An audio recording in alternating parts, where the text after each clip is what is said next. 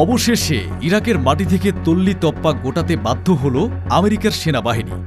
ইরানের ভয়ে লেজ গুটিয়ে তারা ছেড়ে দিল তাদের সবচেয়ে শক্তিশালী এবং সুরক্ষিত ঘাঁটি আইন আল আসাদ। যে ঘাঁটি থেকে আমেরিকা পুরো মধ্যপ্রাচ্যে ছড়ি ঘোরাত, আজ সেখানে উঠছে ইরাকের বিজয়ের পতাকা। পেন্টাগন দাবি করেছে এটি রিডিপ্লয়মেন্ট বা পুনর্মোতায়েন, কিন্তু বিশ্ব জানে এটি আসলে পলায়ন। 2020 সালে ইরানের কুদস ফোর্সের প্রধান কাসেম সোলাইমানি হত্যার বদলা নিতে ইরান যে মিসাইল হামলা চালিয়েছিল তার ক্ষত আমেরিকা আজও ভুলতে পারেনি। সে হামলার পর থেকেই এই ঘাঁটি আমেরিকার জন্য মৃত্যু ফাঁদে পরিণত হয়েছিল। আজ সেই ভয়ের কারণেই তারা রাতের অন্ধকারে বিদায় নিল। ইরাক এখন মুক্ত, আর আমেরিকার দাদাগিরি শেষ। আজকের ভিডিওতে আমরা দেখব কিভাবে আমেরিকা ইরাকে তাদের দুর্গ হারালো এবং এ ঘটনা মধ্যপ্রাচ্যের মানচিত্র কিভাবে বদলে দেবে। কিন্তু প্রশ্ন হল, কেন আমেরিকা হঠাৎ করে ইরাকের আনবার প্রদেশের এই স্ট্র্যাটেজিক বা কৌশলগত ঘাঁটি ছেড়ে চলে গেল? তারা কি ইরানের প্রক্সি বাহিনী বা মিলিশিয়াদের রকেট হামলার ভয়ে তটস্থ, নাকি এর পেছনে লুকিয়ে আছে আরও কোনো বড় ভূরাজনৈতিক খেলা? আইন আল আসাদ ঘাঁটির নিয়ন্ত্রণ ইরাকি বাহিনীর হাতে যাওয়ার অর্থ কি? এর ফলে কি সিরিয়া সীমান্তে ইরানের প্রভাব আরও বাড়বে? ইসরায়েল কেন এই ঘটনায় আতঙ্কিত হয়ে পড়েছে? 2020 সালে কাসেম সুলাইমানির হত্যার বদলা নিতে ইরান যে ব্যালিস্টিক মিসাইল হামলা চালিয়েছিল তার দগদগে স্মৃতি কি আমেরিকাকে এই সিদ্ধান্ত নিতে বাধ্য করল? এই পলায়ন কি সেই হামলারই দীর্ঘস্থায়ী ফলাফল? আমেরিকা চলে যাওয়ার পর ইরাক কি নিজের পায়ে দাঁড়াতে পারবে, নাকি এই শূন্যতা পূরণ করতে এগিয়ে আসবে রাশিয়া বা চীন? মধ্যপ্রাচ্যের পাওয়ার গেমে কি বড় পরিবর্তন আসছে, যা আমেরিকার অস্তিত্বকে চ্যালেঞ্জ জানাবে?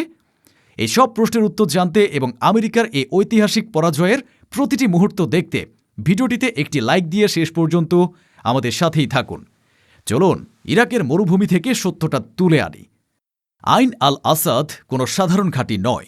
এটি ইরাকের পশ্চিমাঞ্চলের আনবার প্রদেশের গভীরে অবস্থিত এমন এক স্ট্র্যাটেজিক পয়েন্ট যেখান থেকে পুরো মধ্যপ্রাচ্যের উপর নজরদারি করা যায়।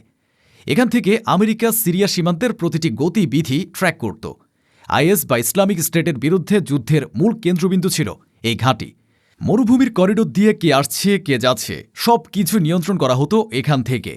এই ঘাঁটি থেকে আমেরিকা তাদের ড্রোন ওড়াত, স্যাটেলাইট নজরদারি চালাত এবং স্পেশাল ফোর্স অপারেশন পরিচালনা করত। এটি ছিল ইরাকের বুকে আমেরিকার এক টুকরো জমি। কিন্তু আজ সেই জমির মালিকানা বদলে গেছে। ইরাকি জেনারেলরা বেশ ঘুরে দেখছেন, সৈন্যরা অস্ত্র হাতে প্রস্তুত। প্রতিটি গেট, প্রতিটি টাওয়ার, প্রতিটি প্যারামিটার এখন নতুন কমান্ডে। এটা শুধু প্রশাসনিক হস্তান্তর নয়, এটি শক্তির মানচিত্রে এক বিশাল পরিবর্তন।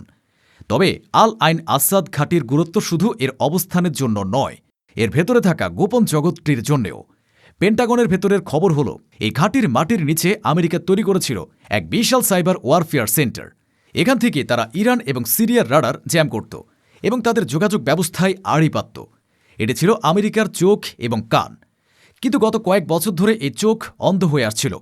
ইরানপন্থী মিলিশিয়া গোষ্ঠীগুলো, বিশেষ করে কাতাইব হিজবুল্লাহ এবং হরকত আল নুজাবা, নিয়মিত এই ঘাঁটির উপর ছোট ছোট ড্রোন এবং রকেট হামলা চালাচ্ছিল। যদিও এই হামলাগুলো বড় কোনো ক্ষয়ক্ষতি হতো না, কিন্তু এর মনস্তাত্ত্বিক প্রভাব ছিল মারাত্মক। মার্কিন সেনারা 24 ঘণ্টা সতর্ক থাকত, বাংকারে ঘুমাত। তাদের মনোবল ভেঙে পড়েছিল। তারা বুঝতে পারছিল তারা এক অদৃশ্য শত্রুর সাথে লড়ছে, যারা তাদের প্রতিটি নড়াচড়া পর্যবেক্ষণ করছে। মার্কিন গোয়েন্দারা বারবার সতর্ক করেছিল যে ইরান তাদের প্রক্সি বাহিনীকে আরও উন্নত এবং নির্ভুল মিসাইল সরবরাহ করছে। এই মিসাইলগুলো মার্কিন আকাশ প্রতিরক্ষা ব্যবস্থা বা সি-র্যাম ভেদ করতে সক্ষম। আমেরিকা দেখল তাদের প্রযুক্তি আর কাজ করছে না। ঘাঁটির চারপাশের গ্রামগুলোতে ইরানপন্থী চররা ছড়িয়ে পড়েছে। তারা মার্কিন কনভয়ের রুট, সময় এবং ধরন সব তথ্য পাচার করে দিচ্ছিল।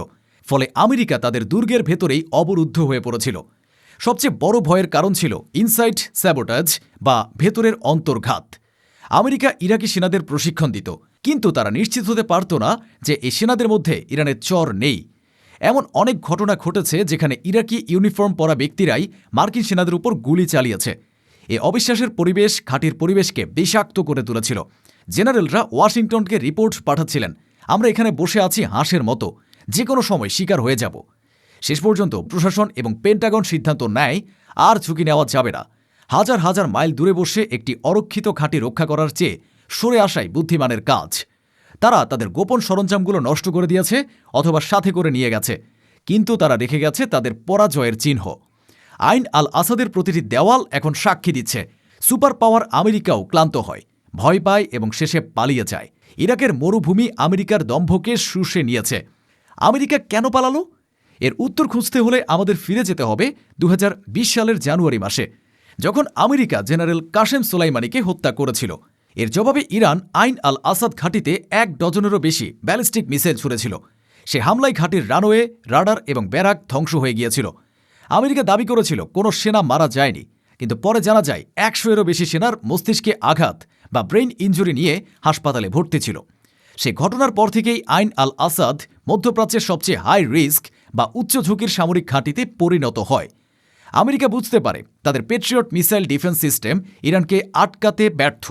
তারা এখনও নিরাপদ নয়। ইরান প্রমাণ করে দিয়েছিল তারা চাইলেই আমেরিকার ঘাঁটিতে আঘাত হানতে পারে। এই ভয়ই আমেরিকাকে গত কয়েক বছর ধরে তাড়িয়ে বেড়াচ্ছিল। আর আজ তারা সেই ভয় থেকে মুক্তি পেতে পলায়নের পথ বেছে নিল। এখন প্রশ্ন হল, ইরান কি প্রস্তুত? এই বিশাল ঘাঁটির দায়িত্ব নেওয়া কি চারটিখানি কথা? ইরাকি জেনারেলরা বলছেন তারা প্রস্তুত। আইএস বিরোধী যুদ্ধ তাদের সেনাদের বাস্তব অভিজ্ঞতা দিয়েছে। তাদের হাতে আছে এলিট কাউন্টার টেরোরিজম ইউনিট, যারা যে কোনো পরিস্থিতিতে লড়াই করতে সক্ষম। ইরাকের হাতে আছে আমেরিকার তৈরি আব্রাহাম ট্যাঙ্ক, রাশিয়ার তৈরি হেলিকপ্টার এবং F-16 ফাইটার জেট। তারা এখন আকাশ এবং মাটি উভয় দিক থেকে নিজেদের রক্ষা করতে পারে। তবে চ্যালেঞ্জ অনেক। পুরো বেস ডিফেন্স সিস্টেম চালানো, এয়ার সার্ভাইলেন্স বা আকাশ নজরদারি, ড্রোন ডিটেকশন সব কিছু এখন ইরাকিদের করতে হবে। আমেরিকা চলে যাওয়ায় প্রযুক্তির একটা ঘাটতি তৈরি হবে ঠিকই, কিন্তু ইরাকিরা বলছে তারা তা কাটিয়ে উঠবে। আমেরিকা চলে যাওয়ায় ইরাকে যে শূন্যতা তৈরি হলো তা পূরণ করতে এগিয়ে আসছে ইরান এবং চীন। ইরান ইতিমধ্যে ইরাকের রাজনীতি এবং অর্থনীতিতে বড় প্রভাব বিস্তার করেছে। আইন আল আসাদ ঘাঁটি এখন ইরাকের নিয়ন্ত্রণে থাকার মানে হল ইরান সিরিয়া সীমান্তে আরও সহজে অস্ত্র এবং রসদ পাঠাতে পারবে। ইসরায়েলের জন্য এটি এক দুঃস্বপ্ন, কারণ ইরাক সিরিয়া করিডোর দিয়ে ইরানের অস্ত্র হিজবুল্লার কাছে পৌঁছাবে। অন্যদিকে চীন ইরাকের তেল এবং অবকাঠামো খাতে বিলিয়ন বিলিয়ন ডলার বিনিয়োগ করছে। আমেরিকা চলে যাওয়ায় চীন এখন ইরাকের প্রধান বাণিজ্যিক অংশীদারে পরিণত হয়েছে। আমেরিকা রক্ত দিয়ে ইরাক দখল করেছিল, আর চীন টাকা দিয়ে ইরাক কিনে নিচ্ছে। তবে আমেরিকা কি পুরোপুরি ইরাক ছেড়ে দিচ্ছে? বিশ্লেষকরা বলছেন না। আমেরিকা তাদের ফুটপ্রিন্ট বা উপস্থিতি কমাচ্ছে, কিন্তু প্রভাব ছাড়ছে না। তারা এখন লো প্রোফাইল, হাই কন্ট্রোল মডেলে কাজ করছে। অর্থাৎ তারা তাদের সেনাদের সরিয়ে নিচ্ছে, কিন্তু ড্রোন এবং স্যাটেলাইটের মাধ্যমে নজরদারি বজায় রাখছে। তারা ইরাকের বাইরে থেকে রিমোট অপারেশনের মাধ্যমে সব কিছু নিয়ন্ত্রণ করতে চায়। কিন্তু মাঠের নিয়ন্ত্রণ আর আকাশের নিয়ন্ত্রণ এক নয়।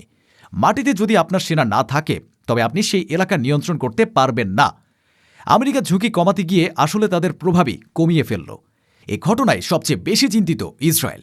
তারা দেখছে তাদের সবচেয়ে বড় বন্ধু আমেরিকা তাদের পাশ থেকে সরে যাচ্ছে। ইরাক থেকে মার্কিন সেনা প্রত্যাহার মানে ইরানের জন্য ইসরায়েলের দোরগোড়ায় পৌঁছানো সহজ হয়ে যাওয়া।